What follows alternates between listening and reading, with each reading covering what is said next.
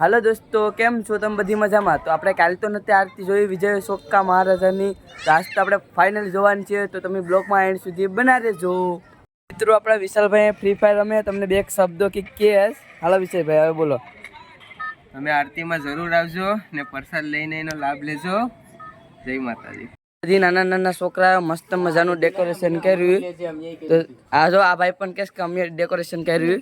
તમે અહીં બતાવો નકામાં છે ને. આ જો તમને ડેકોરેશન બતાવીએ મસ્ત મજાનું.